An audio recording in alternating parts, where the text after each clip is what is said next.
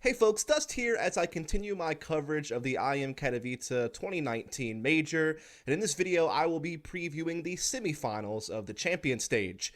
Now, I'll be recording this video in two different parts, so don't freak out when you see my shirt color change midway through the video. I'm kind of just breaking down each of the semi-finalist teams as the quarterfinals matches wrap up while the games are still fresh in my memory. Also, in this video, when I talk about each team, I won't really be breaking down anything about them other than their performance in the quarterfinals. If you want to hear my take and my analysis of these teams in better detail, I'll definitely put some links in the description below to when I talked about them in my quarterfinals preview videos, as well as some of the preview videos I did for the Legends and Challenger stage, and just, in general when I've done content on some of these teams. So again, these videos are going to be hyper focused on just what they did in the quarterfinals and then what I think they're going to do in the semifinals, right? And so we'll start off by talking about our first semifinal matchup, which is going to be Navi taking on ENCE. And I'll start off by talking about Navi. And so Navi took on FaZe in the quarterfinals, and they did wind up 2-0ing the series. A pretty close game on Inferno, but definitely a one-sided affair on Mirage. And basically how Inferno worked out is both teams had really strong terrorist sides. I mean, FaZe was able to rattle off 10 rounds in the first half on their T side, but then Navi responded with 11 of their own to ultimately win the game 16-13. Certainly helped that Navi was able to win both pistols this game, so they got a 2-0 start in the first half and a 4-0 start in the second half.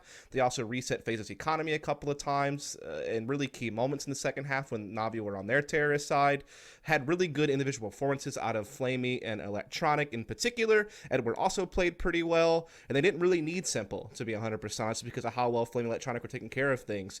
Really, the way Navi won this game, particularly how they were able to be so good on their terrorist side, was that they just, played the fundamentals really well, traded efficiently in most rounds. Again, got a couple of good key economic resets on FaZe. They had a couple of pretty elaborate executes even. I remember one round where they got almost complete molly coverage on the B-bomb site on an execute and just tore it up and were able to secure the game. I thought both teams played pretty well here. Both teams obviously had their deficiencies on the CT side, but Navi was just much stronger on the terror side, much more efficient the majority of the time. And again, I think it's really key that they won both pistols in the game. Now, when you go over to Mirage, it's a much different story. This is a way more one-sided affair. Again, Navi started off really good on the T side. Despite losing pistol in the following round, they were able to still lock in 9 rounds in the first half on their T side. Played super strong. Again, didn't really do anything special tactically, but just played their balanced game quite well. Typically they were really good at just getting good control of mid and then being able to really pressure connector and use that to split the A bomb site. They did have a couple of B executes as well that worked out quite nicely.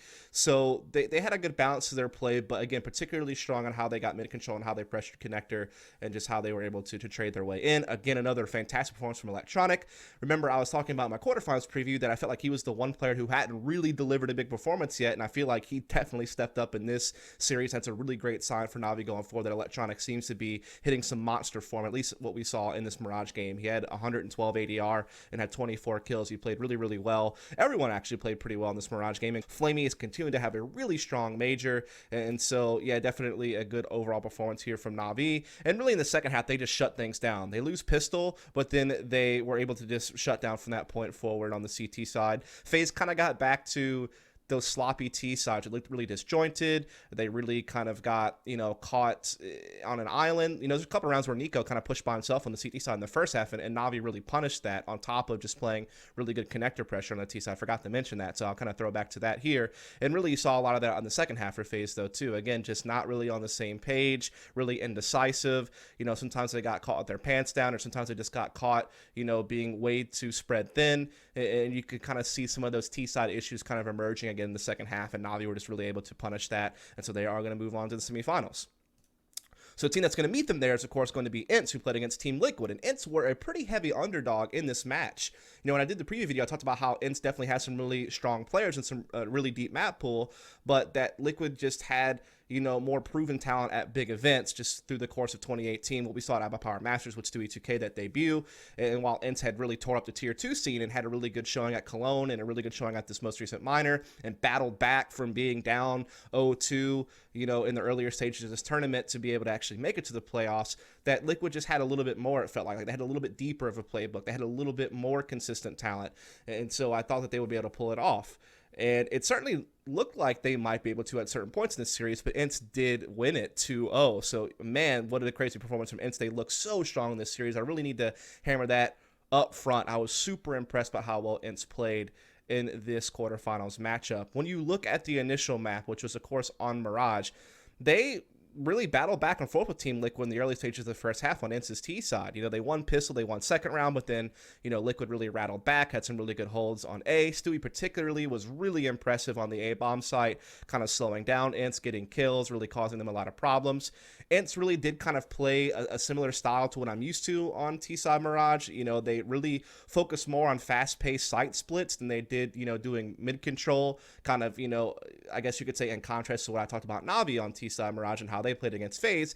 ENCE were much more focused on fast site splits, particularly on the A bomb site. That's in fact how they locked up the final 2 rounds in the first half to actually come out with a lead instead of being down 2 rounds. I mean, it very easily could have basically been the other direction where Liquid had a little bit of a lead coming out of the first half. It really came down to those last 2 rounds from ENCE that I feel like helped them out a lot. Well done there from ENCE, just, trade fragging well, playing that fast-paced A execute style and getting what they needed out of the half.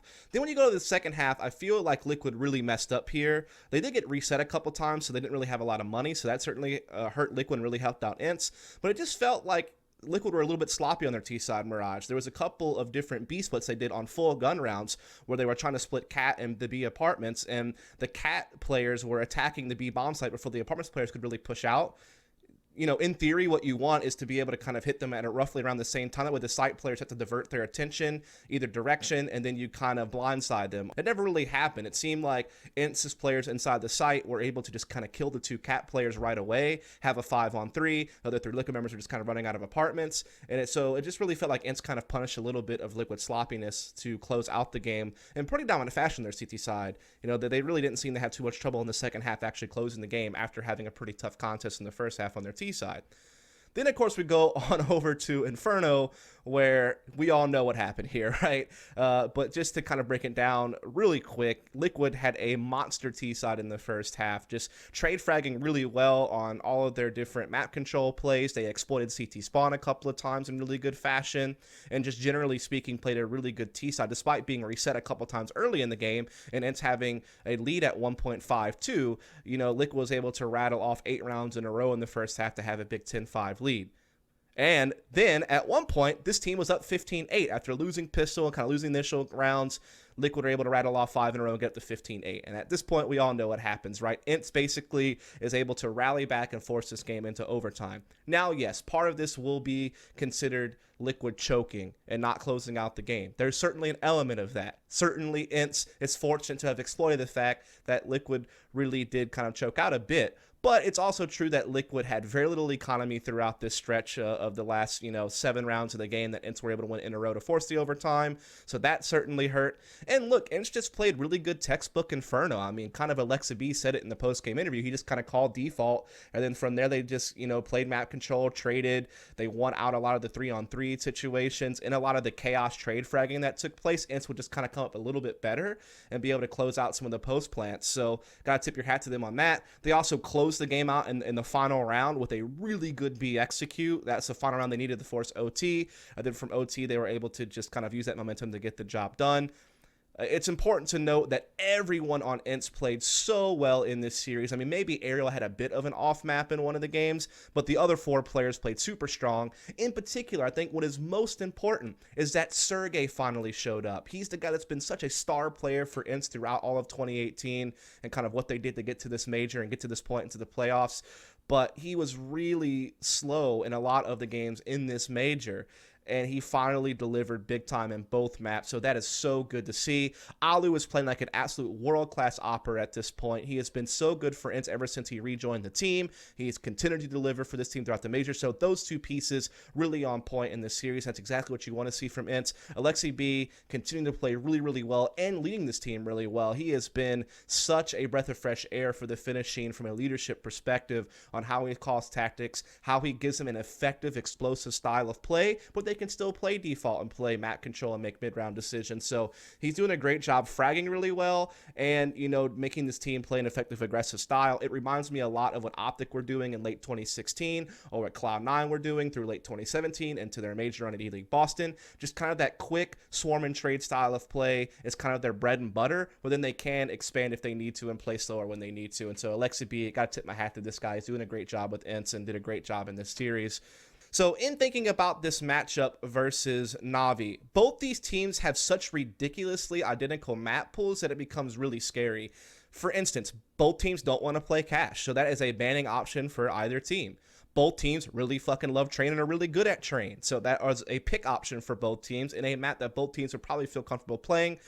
I would say roughly the same thing about Mirage. I think both teams are really comfortable playing Mirage, and it's definitely at the top of both of these teams' map pools alongside Train. So those three similarities right there basically takes up almost half the map pool when you think about it. Some of the places where they differ a little bit is going to be Dust 2. That's the big one. ENCE is really strong on Dust 2, have been for quite some time. This is a map that has given Na'Vi the most trouble. It is the one map outside of Cash where they actually have a losing rate on the map because they don't really play Cash. They played it a couple times, also both times, but yeah, Dust 2 is the only other map in the pool besides Cash is usually their ban where they have a negative win rate. So that is one stark difference that ENCE might be able to exploit, and so that is one thing you can definitely talk about. The other thing that there is to talk about is, you know, neither team really goes for Nuke, but both teams are capable of playing it, so you have to kind of think about how that factors in.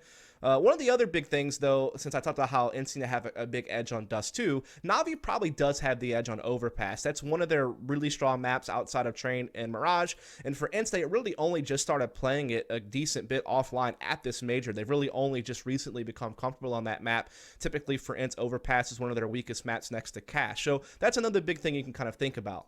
Head-to-head history-wise, these teams did play each other basically only one time that's notable. In fact, it may have only been one time with these lineups, and that was way back in July of 2018 at ESL1 Cologne. Now, if you'll remember, this is the one Tier 1 event that ENCE did make a big kind of move in outside of just doing really well at Tier 2 events and winning some DreamHack Opens and Starlighter and stuff like that. And that is that in the final match of a group stage, which is basically for a chance to get to what is the quarterfinals, but it's really only, you know, 4 teams involved in the quarterfinals at these ESL events, ENCE played against Na'Vi for a chance to get into the top 6, and they wound up losing the series 1-2. Now, in this series, they actually won the opening map, which was Dust 2, and then Na'Vi won a really close game on Mirage. It very easily could have been an ENCE 2-0, by the way, in this series because they did win the opening map on Dust 2. And then Mirage was also really insanely close, but Na'Vi did edge it out, and then they wound up winning Nuke, which was the final map. And they 2-1 the series. They knock out ENCE. ENCE takes a top 8 finish, I guess you could say, at Cologne, and Na'Vi moves on throughout that tournament. Now, in that series, the pick ban went like this. ENCE removed Overpass, and Na'Vi removed Cash.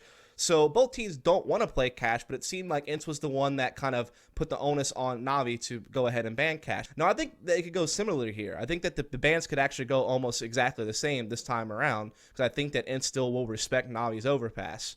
Now, after that, what happened was because Na'Vi banned Cash, ENCE picked into Dust 2, knowing it was a weakness of Na'Vi, and they did go ahead and win it. It was a close game. It was 16-14. It definitely wasn't a one-sided affair by any means, but ENCE did go for the Dust 2 pick to try to exploit a Na'Vi weakness, and it did pay off for them, whereas Na'Vi went with comfort for really both teams. Both teams liked playing Mirage. Na'Vi went for it, went ahead and won that, and then it went into a second ban for ENCE removing Train, respecting Na'Vi again, just like they respected him with the Overpass ban. And then Na'Vi actually removed Inferno, a map they have been a little bit shaky on in comparison to some of the other maps that they play. And Nuke was actually left over as a third map, and they went ahead and won that. I could see this going really similarly. I think ENCE might still respect Na'Vi on Overpass and ban it. I think Na'Vi will certainly ban Cash. I think ENCE could look to pick a weakness of Na'Vi on Dust 2. They also could pick Inferno. That is certainly another option you have to consider. For Na'Vi, I don't see why they wouldn't go ahead and pick Mirage. Unless Train somehow left on the table, they could certainly go for that. They could certainly look to go for Overpass if ENCE don't ban it. So we'll have to kind of see on that one. And then, yeah, Nuke, again, could be left over as a third map, I guess. As far as who will win this series and move on to the finals, dude, I don't know.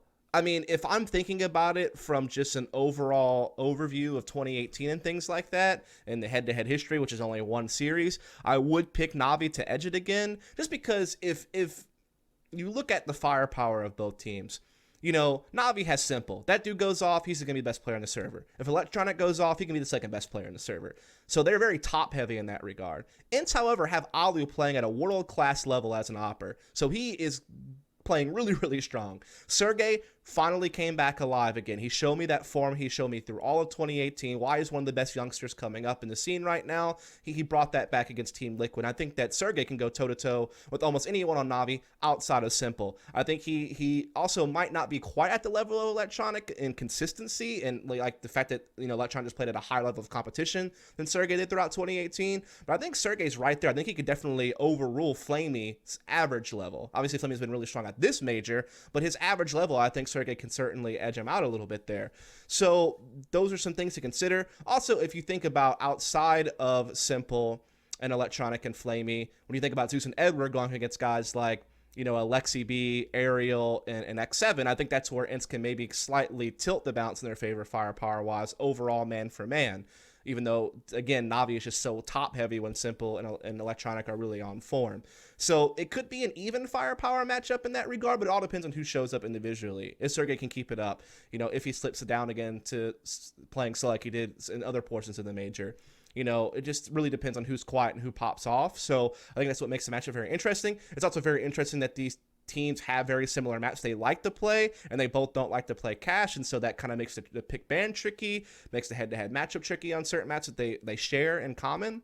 So this is a fireworks match, man. This matchup to me is going to be an absolute fucking banger. I actually don't know who's going to win this game. I think it really could go either way. To me, this is a bit of a coin toss. I might want to give a slight nod to Navi just on overall 2018 performance and just the overall experience of the players on Navi. I think that's a really big factor. I mean, Navi have been in many of these situations. They've had many deep runs in big LAN tournaments.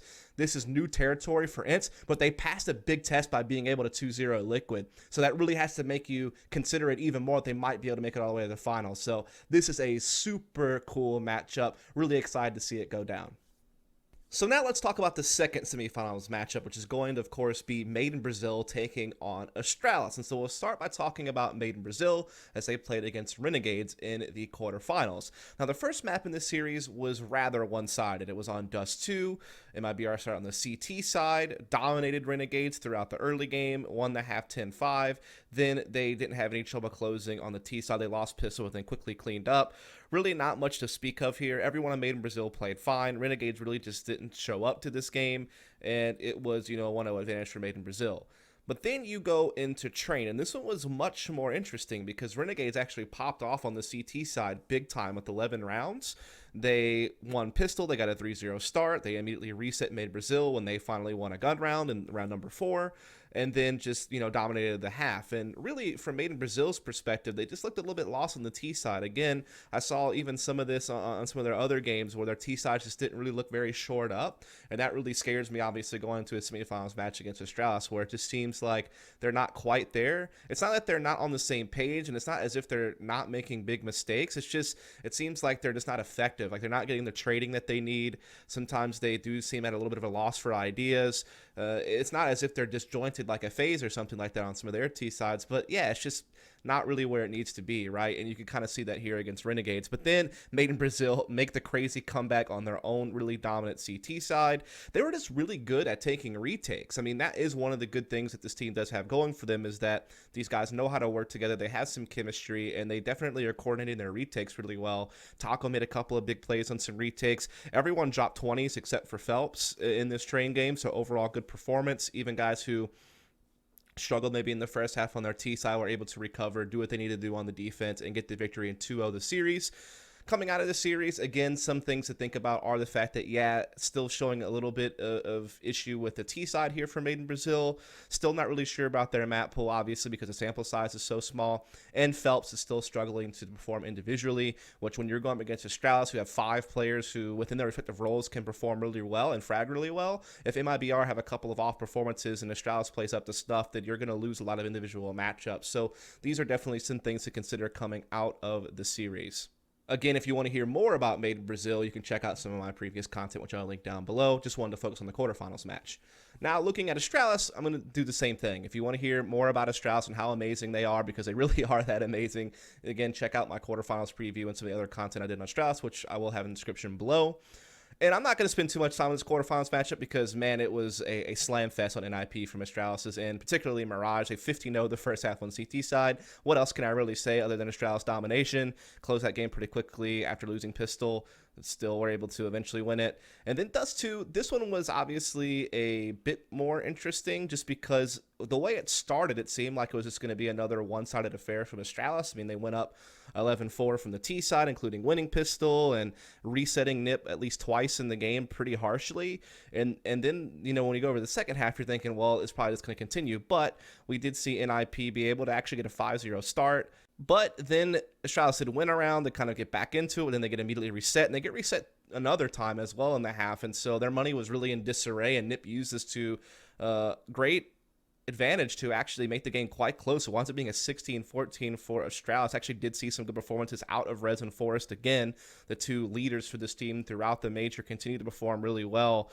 And actually is a pretty tight frag distribution for really everyone on the server. No one really blew your mind. No one really dropped the ball massively. It wound up becoming kind of a scrappy game, particularly, let's say, the last 8 to 9 rounds of the game. So that was definitely at least made it interesting because it looked for a while like Astralis was going to quickly stomp NIP 2-0.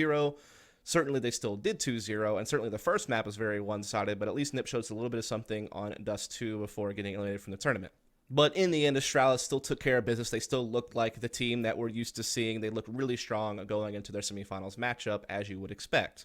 Now, to talk about this semifinals matchup between Made in Brazil and Astralis, there really isn't too much head-to-head history to really talk about that seems relevant just because of the massive roster change Made in Brazil has made. You know, removing Stewie and Tarek and bringing in Taco and Feltz and bringing in Zeus as a coach. That's a pretty massive overhaul of the roster. So all the close games you saw between these teams throughout 2018 at some of these different Blast events and the ECS Season 6 Final Series, it doesn't really seem to apply anymore. I mean, yes, it is true that Made in Brazil did have very many close games against Astralis. They lost most of those close games, but Made in Brazil did actually beat them in a best-of-3 at the ECS Season 6 Finals. This included being able to actually beat Astralis on Train, which it seems like the key map that you can kind of use against Astralis. A couple different teams have done this, like Liquid, and we have seen Made in Brazil playing a little bit of Train this major, so that could be something to still factor in. And they actually did beat them on Inferno, surprisingly enough. It's one of the few losses Astralis have had on Inferno since their initial 4 losses when the lineup first came together at the beginning of 2018. But every other best-of-3 Astralis has won, even as some of the maps have been close. So I don't want to harp too much on head-to-head history and things of that nature because, again, it just doesn't really seem applicable, though it does seem like Fallen as an in-game leader at least has at times been able to give the Danes a lot of trouble in some of his previous teams. So they definitely can have some close matchups, which means that the game could be good, but it just feels like Made in Brazil coming to this series not looking in the same shape. You know, they still seem to be obviously very fresh because they just brought this lineup together and this is their first event together. Then maybe they're working off some rust, maybe they're still hammering away at some ideas and seeing what actually works in official match settings compared to what works in practice. And again, there has been some shakiness from them on T sides, which usually was kind of this team's bread and butter when they've played against this team in the past. As far as how I think the pick ban will go, again, I don't know enough about Made in Brazil's map pool. They certainly look to Inferno a lot throughout this major. They've been able to be successful on Train a couple of times, so that's something to consider. But then it seems like the other maps they were playing are maps like maybe a Mirage and then maybe Dust 2, but that plays way too much to Astralis' hand. If I had to predict how it's going to go down, Made in Brazil is absolutely going to ban Nuke. I don't see why they wouldn't. I mean, that seems to be their ban already, and that has been their ban for some time, and obviously we know how good Astralis are on Nuke, so that's definitely not going to get played. If I'm Astralis, I mean, they're going to probably ban Cash, but they could also maybe ban Train. I think that's a decision Astralis has to make. I think either one of those maps leave on the table is a potential opportunity for Made in Brazil, particularly Train. That is one of Astralis' least played maps next to Cash. We have seen Made in Brazil again play some Train and do decent on it. Again, I didn't really see too hell of a lot out of their T side against Renegades, with their CT looked strong, and they were able to use it as well earlier in the major. So that certainly could be something Made in Brazil could exploit. And you know what? If Astralis decides to go ahead and ban Train, maybe Made in Brazil do have something cooked up on Cash that they can use against Astralis, since this team, when they had this lineup back in 2017, were quite successful on Cash, liked it a lot. That might be in Astralis' mind, though, to just go ahead and get rid of Cash and then, you know, go ahead and play Train. So that's where I see that going. If I'm Astralis, I mean, the fact that Made in Brazil are willing to play Inferno, you're fine with that. That's a map that you're going to win. They could either pick it first, or they could look to use it as a map to do on a third. although maybe Brazil maybe respects Astralis and decides to ban Inferno on their second go around, but not really sure. Other than that, I mean, Astralis really just pick your poison on what pick they want to do. I mean, there's so many maps they can go to, like a Dust 2, they can feel confident on that, like they, were able to do against NIP. And so it really just depends on what they're feeling, to be honest. They can go so many different directions because their map pool is just so deep. As far as who wins this game, I don't see how it can be anyone other than Astralis, just because, I mean, they have been together longer. They're the best team in the world. I've already talked about how great they are in other content I've done, so there's really no need for me to harp on that. How good their players are, how deep their map pool is, how complete they are strategically, how good their roles are established, how good their players are within those particular roles. They're just kind of the perfect team, little flaws, and they have so much going for them right now. Whereas in Brazil, again, it's way too early to call how good this team is or how good they're going to be going forward, bringing back this lineup from 2017 with the addition of Zeus as a coach. Again, I've seen some shakiness from them on T sides. Phelps has been struggling to perform still on this team, despite the fact that it seems like he's getting roles that you would want him to be in, to be successful as more of an aggressive rifler. And when you add all that up, it's just so hard to pick against Astralis. I mean, even if you want to go with the whole storyline of, how close Made in Brazil played against Astralis in the past. So they did beat them in that one best of 3 at ECS. How if you go back even more historically, there have been situations where these Brazilians have given these Danes a lot of problems and fallen as the in-game leader, kind of knowing these players and being able to give them problems in the past. And you might be able to try to shore up all those storylines, sure. But the reality is Astralis is just too fucking good. There's no way that they lose this series, in my opinion. They should be going to the finals, meeting either Navi or ENCE, which I've already talked about that matchup. Anyway, that's going to do it for this video. Hope you folks enjoyed it. If you did, please subscribe for more content. Catch you next time.